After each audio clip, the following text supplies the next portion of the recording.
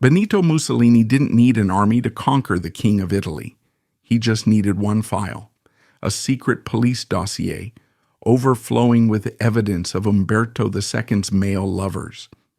By weaponizing the royal bedroom, the fascist regime turned a closeted monarch into a political puppet with a single threat: obey me, or I expose your secret. However, the seeds of this tragedy were sown long before Mussolini ever seized power. To fully grasp how a king became a hostage within his own palace, we must look back, past the dark dossier, to the lonely childhood and invisible pressures that shaped the man Umberto II was destined to become.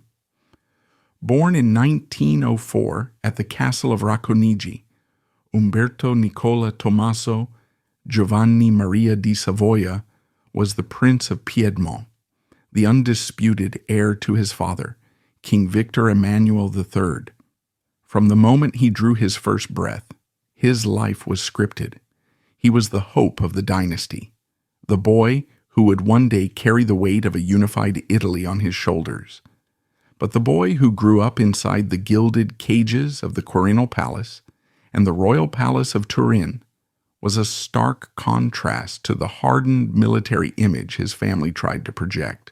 His father, King Victor Emmanuel III, was a difficult man to love and an even harder man to respect.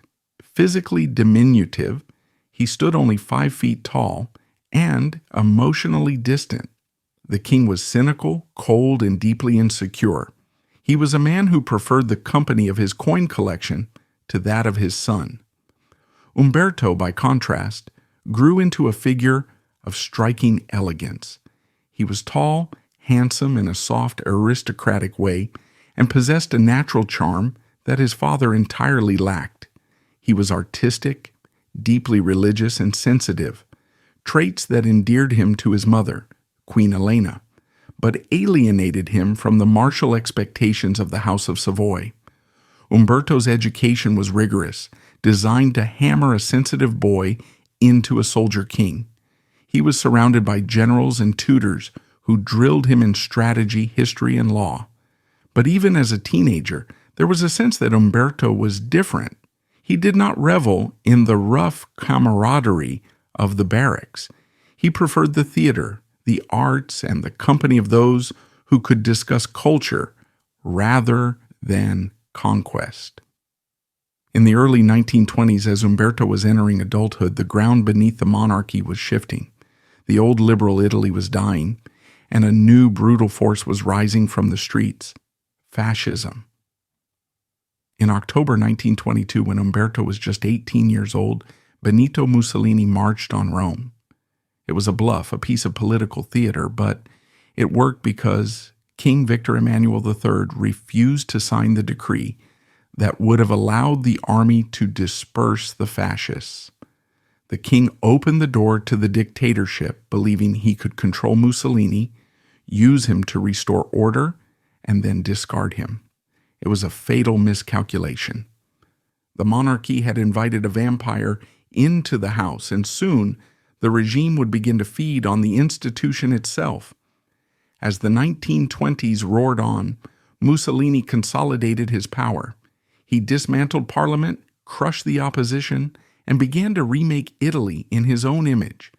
The fascist ideal was aggressive, hyper-masculine, violent, and obsessed with virility. Mussolini postured as the ultimate male, the stallion of the state, often photographed bare-chested, harvesting wheat, or engaging in sports. The regime's propaganda machine hammered home a singular message. The new Italian man was a warrior and a father, a man of action who had no time for effeminate bourgeois weaknesses. It was against this backdrop of aggressive machismo that Umberto came of age. He was the Prince of Piedmont, the face of the future monarchy, and yet he represented everything the fascists despised. He was polished, courteous, and soft-spoken. He hated the crude violence of the black shirts. And, most dangerously of all, he had secrets. By the late 1920s, rumors began to circulate in the salons of Rome and Turin. They were whispered behind fans at the opera and exchanged in hushed tones in the smoking rooms of exclusive clubs. The prince, it was said, had no interest in the parade of eligible noblewomen presented to him. Instead, his gaze lingered elsewhere. He was seen in the company of handsome young army officers, spending long hours in private conversation. He was spotted on late-night excursions into the more bohemian quarters of the city, places where the rigid social codes of the day were relaxed. At first, these were just rumors, the kind of gossip that always clings to royalty. But in a police state, gossip is intelligence. Mussolini did not operate on rumor alone. He operated on leverage. He viewed the monarchy as an archaic obstacle to his total revolution. He couldn't abolish it yet. The king still commanded the loyalty of the army, but he could neutralize it.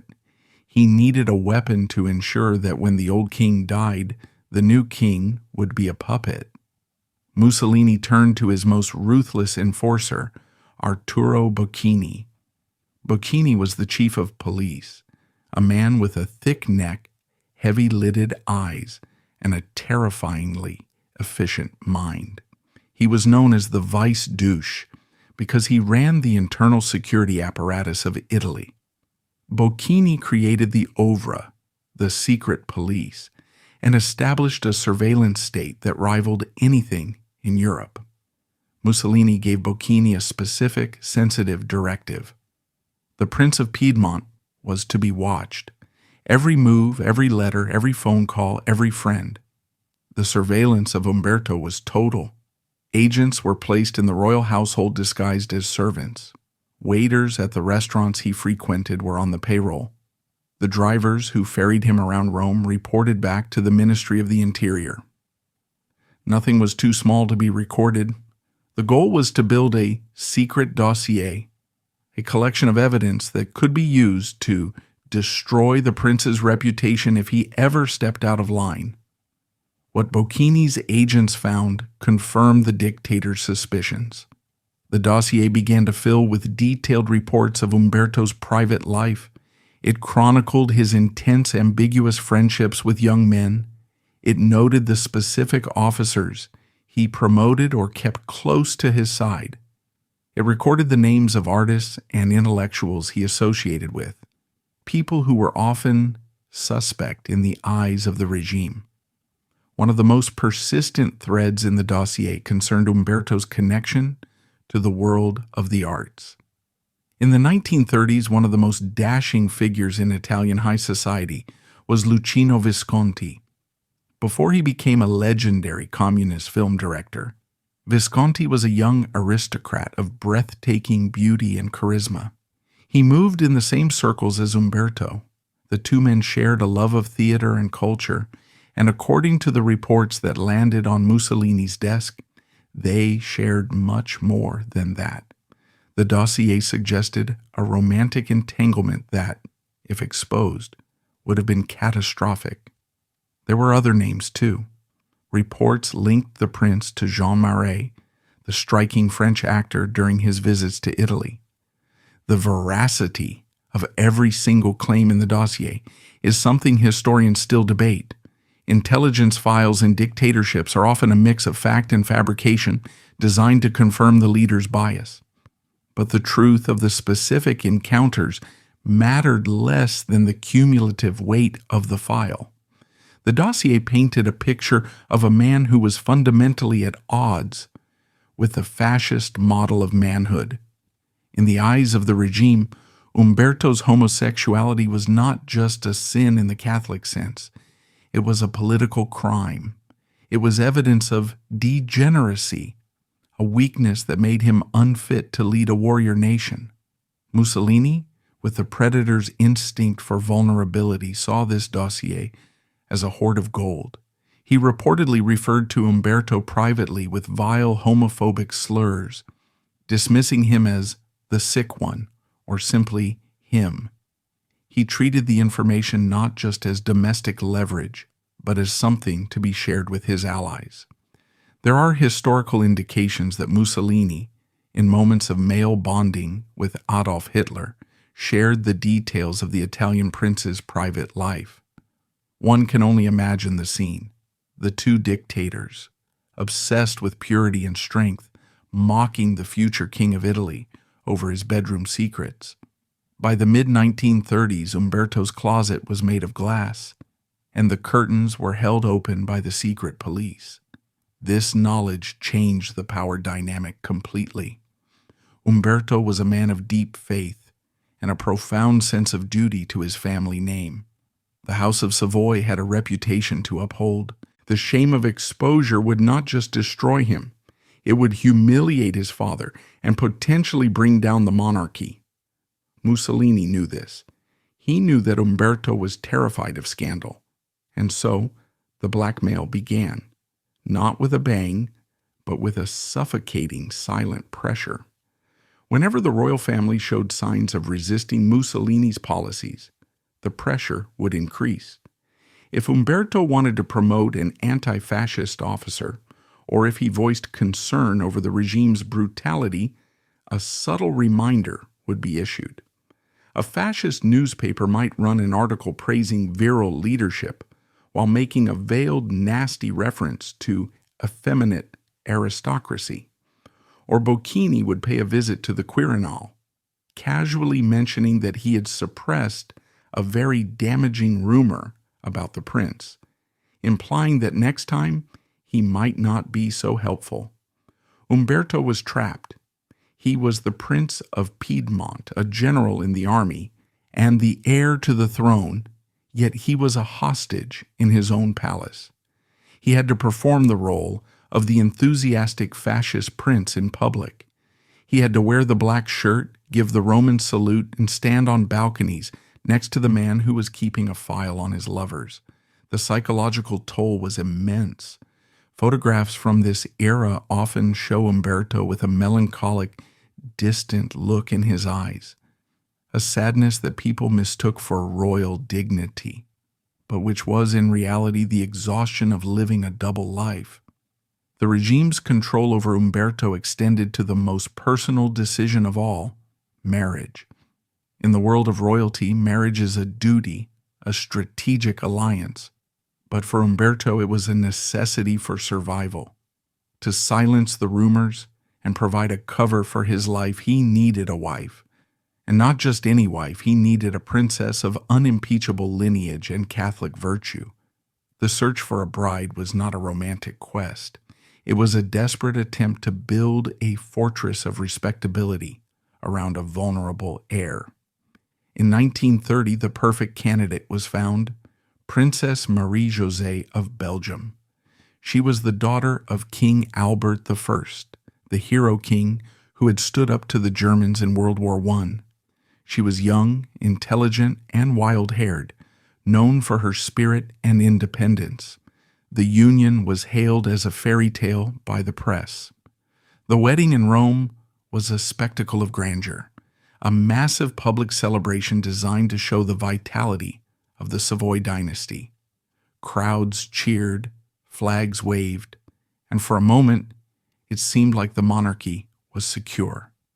But the fairy tale ended at the bedroom door. The marriage of Umberto and Marie-José would become one of the most tragic, lonely arrangements in royal history. Marie-José was no fool.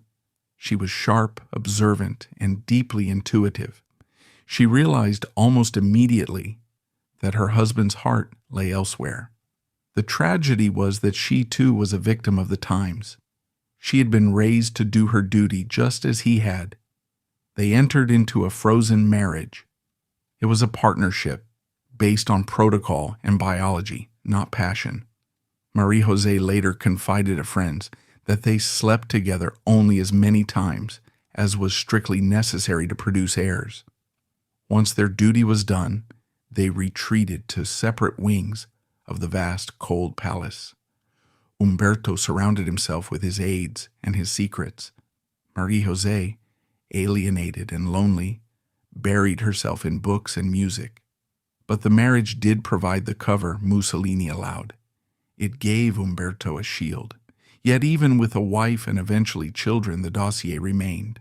It sat in a safe in the Ministry of the Interior, a dormant bomb waiting for the moment it would be most useful. As the 1930s progressed, Italy moved closer to the abyss. Mussolini's ambitions grew. He invaded Ethiopia, intervened in the Spanish Civil War, and drew closer to Nazi Germany. The king and Umberto were privately horrified by the German alliance. They despised Hitler, whom they viewed as a vulgar upstart. But when the time came to speak out, to use the moral authority of the crown to stop the drift toward disaster, they remained silent. Why? Historians have debated the cowardice of the Savoys for decades, but one cannot understand that silence without factoring in the blackmail. How does a prince stand up to a dictator who holds the keys to his personal destruction? Umberto's paralysis was not just political, it was personal. He was a man with a gun to his head, and the trigger was his own identity. By 1938, the tragedy deepened with the introduction of the racial laws. These laws, mimicking the Nuremberg laws of Nazi Germany, stripped Italian Jews of their rights, their livelihoods, and their dignity. It was a stain on the Italian soul. The royal family, which had always been close to the Jewish community, indeed Umberto's own education had been guided by Jewish tutors, was aghast. Yet King Victor Emmanuel signed the laws, and Umberto, the hope of the future, said nothing. This was the height of the blackmail's power. At the moment when Italy most needed a voice of conscience, its future king was mute, neutralized by the shame of his private life. The secret dossier had done its job. It had turned a potential leader into a spectator of his own country's ruin. But the story does not end with submission. As the world plunged into war, the dynamics began to shift. The dossier, once a tool of control for the fascists, would eventually become a weapon for a new set of enemies. The war would shatter the stalemate between the prince and the dictator, and Umberto would find that the secrets of his youth would haunt him long after Mussolini was dead. The stage was set for the collapse of a nation, and in the rubble, the private life of the king would be dragged into the light for one final devastating judgment. The walls of the Quirinal Palace in Rome were covered in silk and gold, but by the late 1930s, they might as well have been made of ice. While the secret dossier sat in the Ministry of the Interior like a loaded weapon, the domestic life of the Prince and Princess of Piedmont had settled into a silent, suffocating rhythm, a frozen marriage that mirrored the paralysis of the Italian monarchy itself. To the outside world, Umberto and Marie-José were the picture of dynastic stability. They appeared on balconies, waved to cheering crowds, and their children were paraded in newsreels as the future of the fascist empire. But inside the palace, the reality was a collection of separate, lonely existences. The marriage, forged as a political shield to protect Umberto from the rumors of his homosexuality, had succeeded in its public function, but failed utterly in its private one. Marie-José, the Red Princess, as she would later be known for her leftist sympathies, was too intelligent to be a mere prop. She had quickly discerned the truth about her husband. There were no shouting matches, no flying crockery, only a profound melancholy understanding. She knew that Umberto's heart was closed to her, not out of malice, but out of a nature he could not change and a fear he could not escape. They established a routine of avoidance. Umberto retreated into a circle of trusted aides and military acquaintances, men who shielded him from the outside world and, to some extent, facilitated the private life that Mussolini's spies were so busy documenting. Marie-José, in turn, built her own world. Alienated by the stiff, suffocating etiquette of the Savoy court and disgusted by the brutishness of the fascist regime, she sought refuge in the intellect. She quietly transformed her wing of the palace into a salon for the silenced. She met with philosophers, musicians, and writers, many of whom were viewed with deep suspicion by the secret police. It is a bitter irony that while Umberto was paralyzed by the threat of his secrets being exposed, his wife was actively flirting with treason against the regime that held them hostage. Marie-José despised Mussolini. She saw him as a vulgar clown who was leading Italy to ruin. While Umberto felt he had to bow to the Duce to protect the crown's reputation, Marie-José felt the only way to save the crown was to destroy the Duce. This fundamental divergence drove a wedge between them that no amount of duty could bridge. They were two prisoners in the same cell plotting different escapes. He through compliance, she through resistance. Then came the war.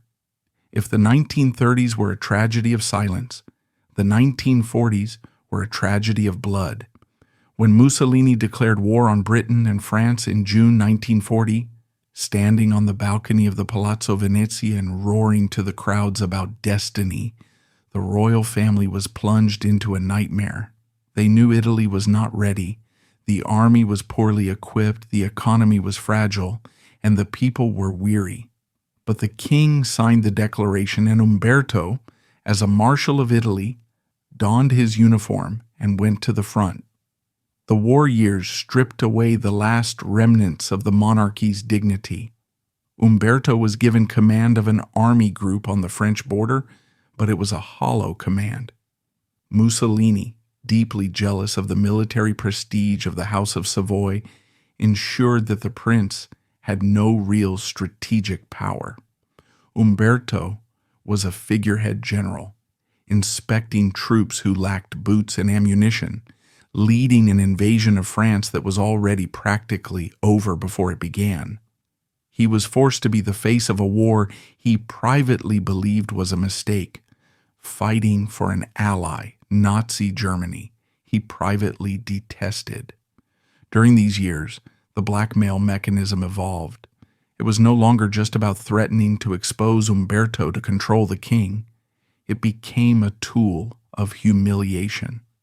As the war turned against Italy, with disasters in Greece, North Africa, and Russia, Mussolini's temper frayed. He looked for scapegoats, and the effete monarchy was an easy target.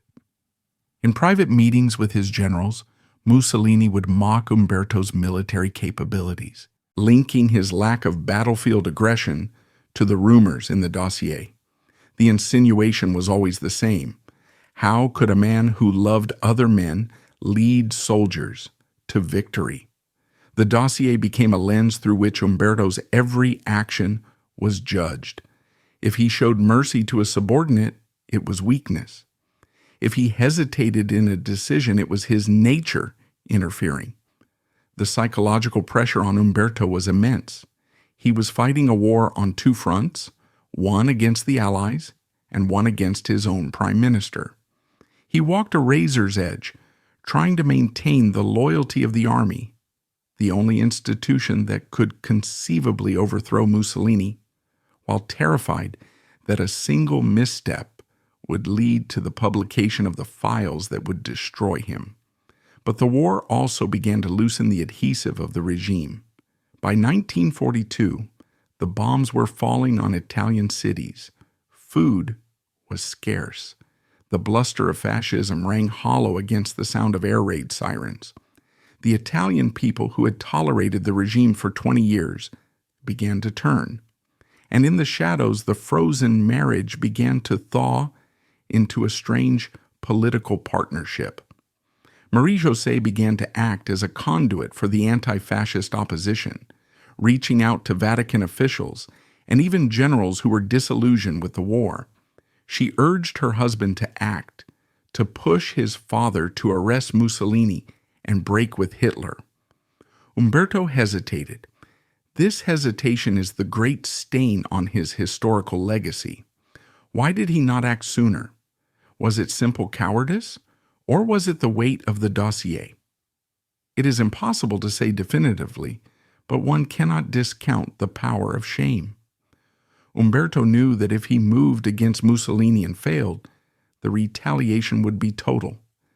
The dictator would not just execute him, he would destroy his name forever.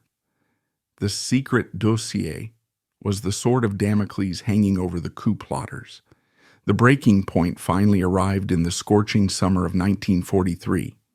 The Allies had landed in Sicily. The Italian army was melting away. On July 19th, Rome was bombed for the first time. The smoke rising from the San Lorenzo district signaled the end of the illusion of safety. King Victor Emmanuel III, watching his capital burn, finally realized that if he did not remove Mussolini, the monarchy would perish along with the regime. On the night of July 24th, the Grand Council of Fascism, Mussolini's own inner circle, voted to remove him from power. The next day, the king summoned Mussolini to the Villa Savoia. In a scene of almost anticlimactic brevity, the king dismissed the dictator. Mussolini was arrested as he left the villa, stuffed into an ambulance, and whisked away to a secret prison. For a brief, delirious moment, it seemed the nightmare was over. Crowds poured into the streets, tearing down fascist symbols. But for Umberto, the fall of Mussolini did not mean the destruction of the blackmail. The files didn't vanish. The secret police, the OVRA, was dissolved, but its archives were seized. Some files were destroyed, some were hidden, and some fell into the hands of the new government led by Marshal Pietro Badoglio. The secrets of the prince were now state secrets of the new regime, a regime that was terrified of the German reaction. The 45 days that followed Mussolini's arrest were a chaotic limbo. The Badoglio government officially claimed the war continues to appease the Germans, while secretly negotiating an armistice with the Allies. Umberto was caught in the middle, urged by Marie-José to take a more active role, to lead the army against the Germans who were pouring reinforcements into Italy. But he remained in his father's shadow, a dutiful son to a king who was rapidly losing his grip on reality. Then came September 8th, 1943, the date that would seal the fate of the Italian monarchy. The armistice with the Allies was announced prematurely. The German army, prepared for this betrayal, instantly launched Operation Axa, occupying Italy and disarming the Italian forces. Rome was defenseless. In the dead of night on September 9th, a convoy of black cars sped out of the gates of the Quirinal Palace. Inside were the king, the queen, Umberto, and the top generals. They were fleeing Rome, heading south to Brindisi behind Allied lines. They left without issuing clear orders to the army. Thousands of Italian soldiers, left leaderless, were slaughtered by the Germans or deported to concentration camps. The people of Rome were left to face the Nazi occupation alone. This flight, the Fuga di Pescara, was a catastrophic moral failure. While Umberto reportedly argued to stay, to go into the streets, and lead the defense of Rome, he was overruled by his father and the generals. In the end, he got in the car. He chose obedience over heroism. As the royal convoy raced through the night, leaving the burning capital behind, Umberto must have known that he was leaving more than just a city. He was leaving behind the last shreds of his legitimacy. The king who abandons his people is no longer a king. But even in this moment of national collapse, the shadow of his private life lingered. The Germans, now occupiers, raided the ministries in Rome. They seized tons of documents. Did they find the dossier? Historical evidence suggests the Nazis were well aware of Umberto's secrets. Goebbels, the Nazi propaganda minister, wrote in his diary with contempt about the effeminate traitor in the House of Savoy. The blackmail had shifted hands. It was no longer Mussolini holding the gun. It was Hitler. If the king or Umberto tried to rally the Italian troops in the south too effectively, the Nazis could unleash a propaganda barrage that would paint the royal family not just as cowards, but as degenerates. In Brindisi, the remnants of the Italian state tried to reorganize. Umberto was now the face of the Kingdom of the South, cooperating with the Allies to liberate the country, but the damage was done. The country was split in two. In the north, Mussolini was rescued by German paratroopers and installed as the head of the Italian Social Republic, a puppet state of pure vengeance. Mussolini, now unmoored from any political restraint, began to attack the monarchy with a ferocity he had previously held in check. The fascist press in the north began to print venomous attacks on the little king and his degenerate son. They didn't publish the full dossier. Perhaps the physical files were lost in the chaos, or perhaps they simply didn't need to. The innuendo was enough. They painted the House of Savoy as a rot that had to be excised. Umberto, trying to build a new Italian army to fight alongside the Allies, found his authority undermined at every turn by the whispers that had followed him from Rome. Meanwhile, Marie-José had been sent to Switzerland for her safety with the children. The physical separation was now complete. The frozen marriage was now a broken one, separated by the Alps and the war. Umberto was alone in the south, surrounded by Allied generals who viewed him with skepticism and Italian politicians who were already plotting the Republic. The war dragged on for 2 more grueling years. Umberto would eventually show personal courage, visiting the front lines, exposing himself to fire, trying to wash away the shame of the flight from Rome with a display of physical bravery. But the stain of the past, the years of silence under Mussolini, the dossier, the original sin of his nature, in the eyes of a conservative society, could not be so easily erased. As the Allies pushed north, liberating Rome in June 1944, Umberto returned to his capital not as a conqueror, but as a lieutenant general of the realm. His father had transferred his powers to him, but not the crown. It was a half measure. Umberto walked through the battered streets of Rome, a city that had felt abandoned by him. He saw the hunger in the eyes of the people. He saw the graffiti on the walls calling for a republic. He was a man trying to save a burning house with a cup of water, and deep down, he must have known that the fire had started long ago, in the secret files of a police chief, in the silence of a bedroom, in the compromised soul of a prince who had been blackmailed into submission. The war was ending, but the reckoning was just beginning. The dossier had done its work. It had hollowed out the king before he even wore the crown. Now, the people would have their say. Rome, in the spring of 1945, was a city trying to wash the blood off its cobblestones. The war in Europe was over. Mussolini was dead, executed by partisans. His body hung upside down in a Milanese square, a grotesque final curtain for the man who had held the king's secrets for 20 years. But for Umberto, now serving as the lieutenant general of the realm, the death of the dictator did not bring the silence he might have hoped for. Instead, the end of the shooting war signaled the beginning of a political war, one in which the ammunition would be rumor, innuendo, and the resurrected ghosts of the secret dossier. Umberto was effectively acting as head of state, though his father, Victor Emmanuel III, stubbornly clung to the title of king. The situation was untenable. The old king was universally despised, a living symbol of fascism's rise and the shameful flight from Rome. Umberto, by contrast, was trying desperately to save the furniture of the monarchy. He traveled tirelessly across the shattered peninsula, visiting bombed-out villages, hospitals, and military units. He was trying to reknit the bond between the crown and the people, using his natural empathy and charm, the very softness Mussolini had mocked, to show a different face of leadership.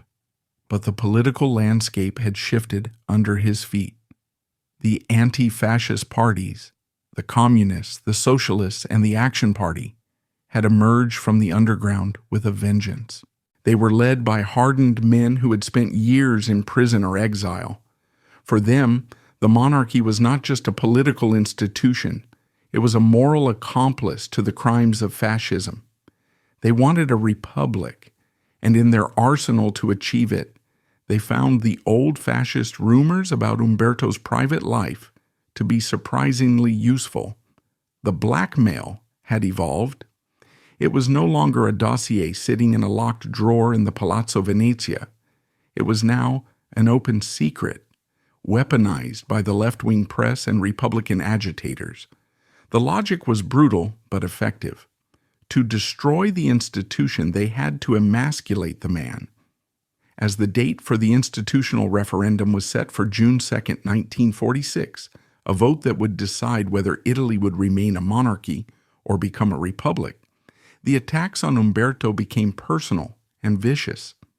The Republican campaign played on the deep-seated conservatism of Italian society, particularly in the Catholic South, where the monarchy hoped to find its salvation. Pamphlets circulated in the crowded marketplaces of Naples and Palermo, subtle in their wording but clear in their meaning. They questioned whether Umberto was fit to be the father of the nation. They revived the nickname Stellasa, an effeminate dialect slur, and spread stories about his unnatural behavior. The Whisper campaign suggested that a vote for the monarchy was a vote for a degenerate court.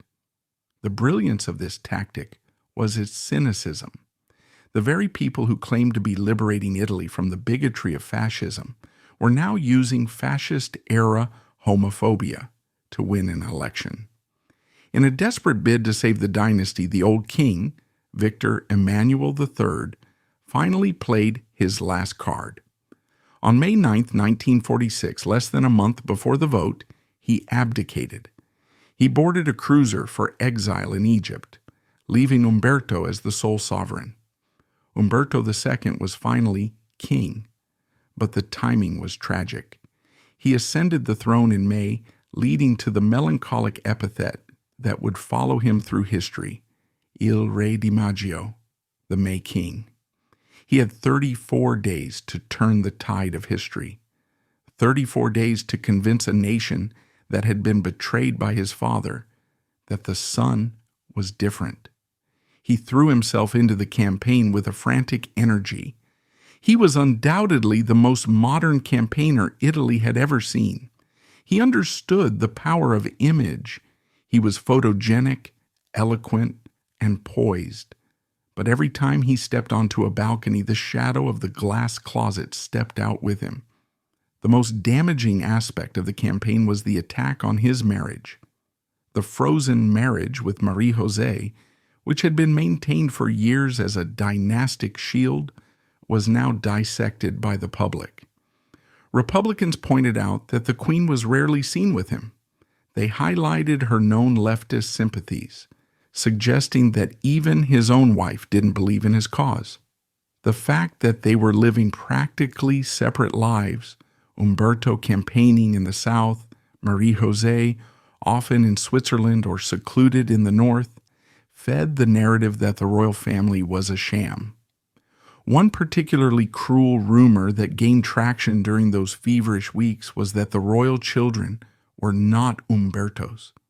The whisperers claimed that a man with his nature could not have fathered 4 children, and that they were the product of artificial insemination, or worse, an affair of the Queen. It was a lie. Historians and family intimates have always maintained the paternity was genuine, but in the dirty war of 1946, truth was irrelevant. The goal was to humiliate, to strip away the sacred aura of the monarchy and leave only a sordid domestic drama. Umberto, true to his upbringing, refused to engage in the mudslinging. He never publicly addressed the rumors. He never attacked his opponents' private lives, though he certainly had the intelligence files to do so. He maintained a regal, almost saintly silence, speaking only of unity, reconstruction, and peace. "My house," he told a crowd in Genoa, "has no color but the tricolor of Italy." But silence in the face of such noise can look like weakness. To the hard-nosed political operators like Palmiro Togliatti, the communist leader, Umberto's refusal to fight dirty was proof that he was destined to lose. Togliatti, a pragmatic Stalinist, understood that the referendum would be won on emotion, not policy. And the emotion they stoked was contempt. On June 2nd, 1946, the Italians went to the polls. It was the first time in Italian history that women were allowed to vote. The atmosphere was electric with tension. Italy was split in two. The industrial, Republican North, which had suffered the brunt of the Nazi occupation and felt betrayed by the monarchy's flight, and the agrarian, monarchist South, which remained loyal to tradition and the church. The counting of the votes was slow and chaotic. For several days the result hung in the balance. Early returns from the South showed a massive lead for the monarchy. In Naples, crowds were already celebrating in the streets, waving Savoy flags. Umberto, waiting in the Quirinal Palace, allowed himself a moment of hope. Perhaps the rumors hadn't worked. Perhaps the people had seen past the dossier. But as the returns from Milan, Turin, and Bologna began to pour in, the tide turned red. The North voted overwhelmingly for the Republic. The final tally was controversial and remains a subject of conspiracy theories to this day. 12.7 million votes for the Republic, 10.7 million for the monarchy. A margin of 2 million votes in a nation of 24 million voters. It was a defeat, but a narrow one. If only 1 million people had voted differently, history would have changed. And here the question of the blackmail returns with haunting force. How many conservative Catholics, who might have naturally supported the king, stayed home or voted Republic because they could not bring themselves to vote for a man whispered to be a sodomite? How many votes did the ghost of Mussolini's dossier cost the king? It is impossible to quantify, but in such a close race, the weaponization of his private life was almost certainly decisive.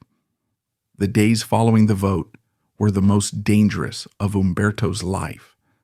The country was on the brink of civil war. Monarchist groups in the South were arming themselves, ready to march on Rome to dispute the results, claiming fraud. The army was divided. General partisans of the king urged him to declare the vote invalid due to irregularities. Thousands of POWs hadn't returned yet, and parts of the eastern border were still under dispute. And to arrest the government. Umberto stood at the precipice. He had the loyalty of the Carabinieri. He could have fought. He could have unleashed a bloodbath to keep his crown. But he didn't. In his final act as king, Umberto II defied the caricature of the weak, effeminate prince that the fascists had constructed. He showed a strength that was entirely his own. He realized that a throne bought with Italian blood was not worth having. He refused to be the cause of a civil war. "I will not reign over a divided Italy," he told his advisors. On June 13, 1946, without formally abdicating, Umberto decided to leave the country to cool the temperature. He packed his bags. There was no grand ceremony, no final parade. He walked out of the Quirinal Palace, shaking the hand of the officer of the guard. The officer, tears streaming down his face, saluted. Umberto drove to Ciampino Airport. He boarded a plane bound for Lisbon. As the aircraft taxied down the runway, he looked out the window at the eternal city, the city where he had been born, where he had been blackmailed, where he had loved in secret, and where he had reigned for just 1 month. The plane lifted off, banking west toward the Tyrrhenian Sea. Below him the lights of Rome were flickering on in the twilight. Umberto II, the May King, was leaving Italy forever. He had lost his crown, but in refusing to shed blood to keep it, he had saved his dignity. The blackmail had destroyed his political career, but it had failed to destroy his soul. However, the plane ride was not the end of the punishment. The new republic was not content with mere victory. They wanted erasure. As Umberto landed in Portugal, the Constituent Assembly in Rome was already drafting the final clause of the new constitution, a sentence designed to ensure that the monster of the monarchy could never return. It would be a banishment not just of political power, but of the physical body. The exile had begun, and in the silence of a foreign land, the frozen marriage would finally crack, and the lonely man who had once been king would be left to reckon with the memories of a life lived in the shadow of a secret. The Atlantic Ocean, crashing against the cliffs of Cascais, sounds nothing like the Mediterranean. It is colder, wilder, and carries with it a sense of finality. For 37 years, this sound would be the soundtrack to the life of Umberto II. When the plane carrying the May King touched down in Lisbon on that June evening in 1946, Umberto likely believed, or at least desperately hoped, that his absence would be temporary. He had framed his departure as a tactical retreat, a way to cool the temperature of a nation on the brink of civil war. He hadn't abdicated, he had simply stepped away. But history has a way of turning temporary measures into permanent scars. Portugal, in the 1940s, was the waiting room of Europe's fallen dynasties. Ruled by the grim, austere dictator Antonio de Oliveira Salazar, it was a sanctuary for the displaced monarchs of a continent reshaped by war and revolution. Here, amidst the sun-bleached villas of the Estoril coast, you could find the Count of Paris, the Spanish pretender Don Juan, and the exiled King Carol of Romania. It was a surreal, gilded ghetto of men who used to be gods. Umberto settled into the Villa Italia, a beautiful but modest residence compared to the Quirinal Palace, and as the suitcases were unpacked and the few loyal aides established a makeshift court protocol, the reality of his situation began to sink in. The silence was the first thing he noticed. The roar of the Roman crowds, the sirens, the constant ringing of telephones, the pressure of the dossier, it was all gone. In its place was a terrible, echoing quiet. Back in Rome, the new Italian Republic was busy ensuring that this silence would last forever. On January 1st, 1948, the new Constitution of the Italian Republic came into effect. It was a document born of the resistance, noble in its intent to prevent the return of fascism. But buried within it, in the 13th transitory and final provision, was a sentence written specifically for Umberto. The entry into and sojourn in the national territory are forbidden to the former kings of the House of Savoy, their spouses, and their male descendants. It was a sentence of exile in perpetuity. It was a legal wall built around the borders of Italy, higher and more impenetrable than the Alps. For Umberto, this was the ultimate rejection. The country he loved, the country his ancestors had unified, had not just fired him, it had locked him out. He was a man without a home, a king without a kingdom, and a father who could not show his son the land he was born to rule. But if the political divorce was finalized by the Constitution, the personal divorce was finalized by the geography. The frozen marriage to Marie-José, which had survived the pressures of the dossier and the war, could not survive the peace of exile. Marie-José had done her duty. She had produced the heir. She had stood by him during the referendum. But she could not bear the suffocating, melancholy atmosphere of Umberto's court in exile. The pretense was no longer necessary. The fascists were gone. The throne was gone. There was no longer any state secret to protect that required them to live under the same roof. Shortly after their arrival in Portugal, Marie-José packed her bags again. She moved to Merling near Geneva, in Switzerland. She took the children with her for their education, though they would shuttle back and forth. It was an amicable separation, but a separation nonetheless. The couple who had never really been a couple finally stopped pretending. For Umberto, this departure must have been a strange mix of relief and renewed isolation. The beard, the cover that Marie-José had provided for his sexuality, was gone. He was now a single man in his 40s, living in a beautiful villa on the edge of the ocean. One might think that in exile, freed from the scrutiny of Mussolini's secret police and the rigid expectations of the Italian court, Umberto might have finally felt free to live his truth. Perhaps in the shadows of Lisbon, he could find the love that had been denied to him in Rome. But the tragedy of Umberto II is that he carried his prison with him. Even in Cascais, he remained the king. He was the head of the House of Savoy, the spiritual leader of the Italian monarchist movement. His supporters in Italy, and there were still millions of them, were largely conservative Catholics. They revered him as a martyr, a saintly figure who had sacrificed his throne to save the nation from bloodshed. If Umberto had been caught in a scandal in Portugal, if he had been seen with a male lover, or if he had lived openly as a gay man, it would have shattered the last remnants of his dignity. It would have validated every lie Mussolini had told. It would have betrayed the people who still believed in him. So the glass closet traveled with him. He traded the surveillance of the oeuvre for the self-imposed surveillance of duty.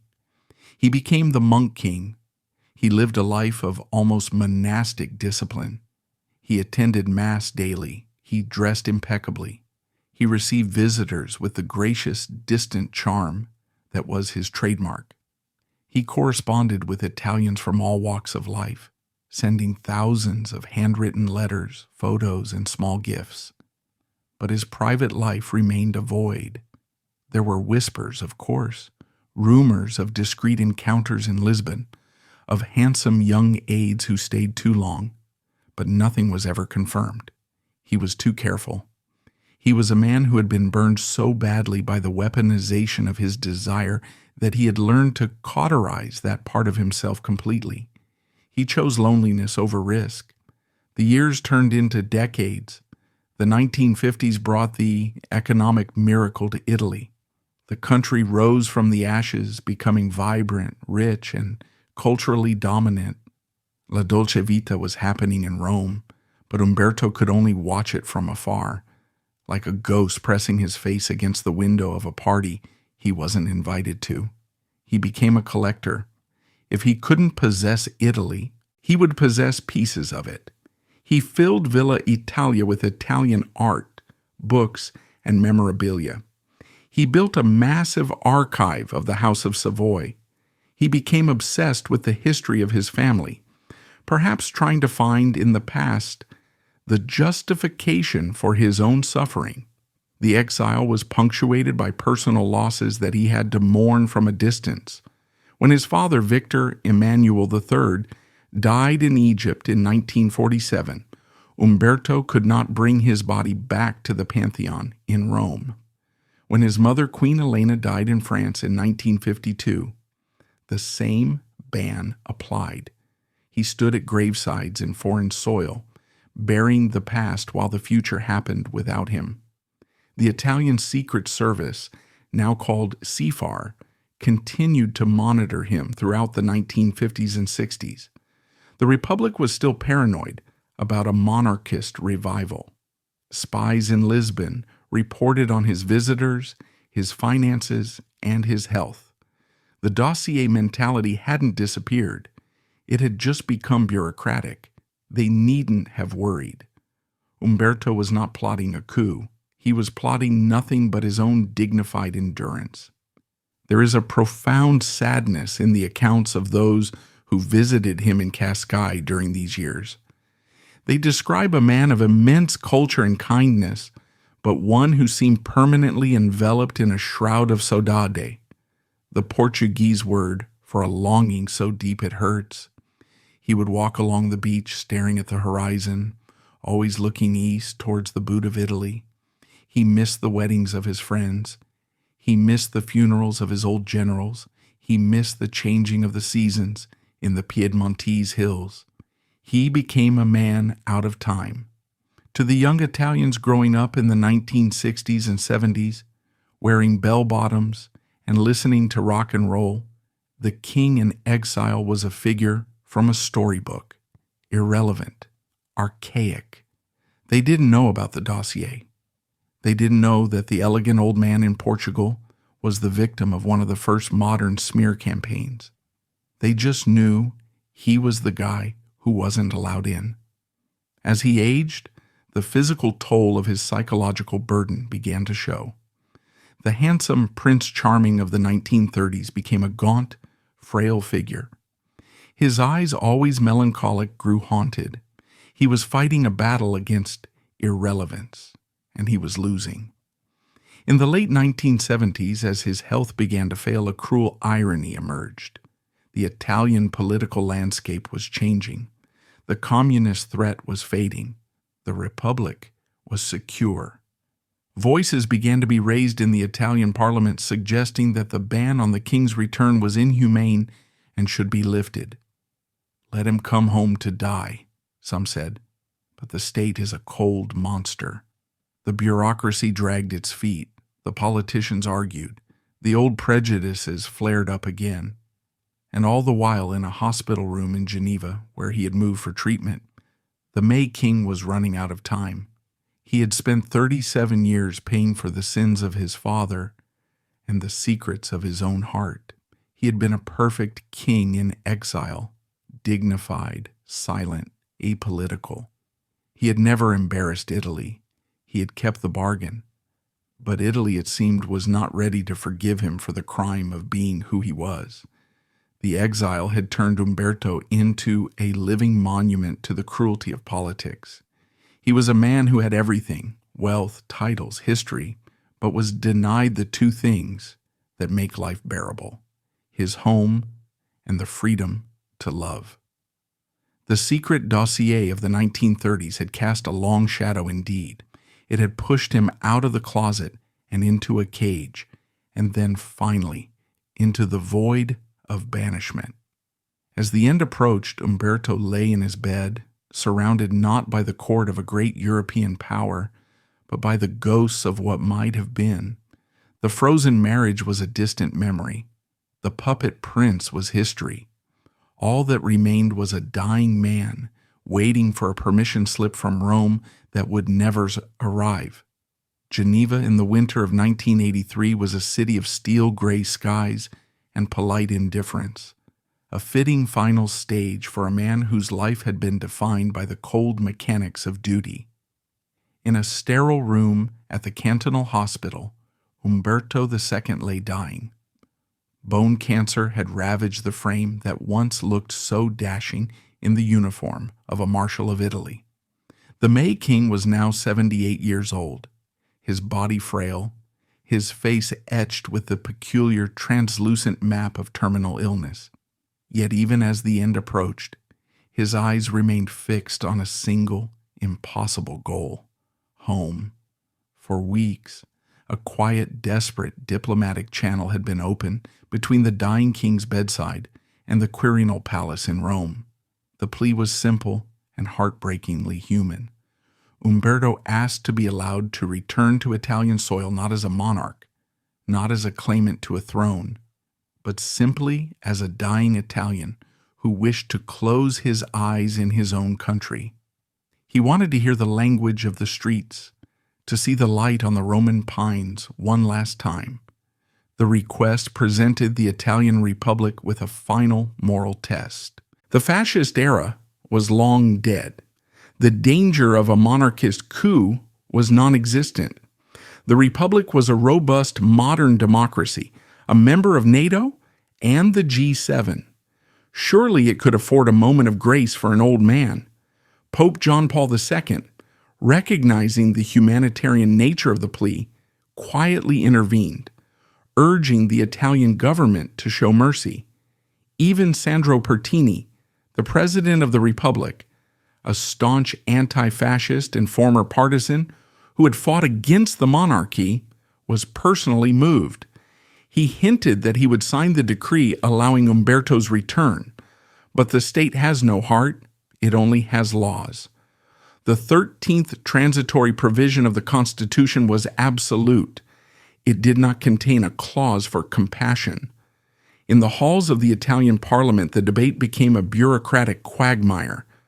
Hardline leftists argued that allowing the king back, even on a stretcher, would be an insult to the memory of the resistance. They argued that the man was inseparable from the institution, and the institution was banned. As the politicians argued over legal texts in Rome, the clock ran out in Geneva. The permission never came.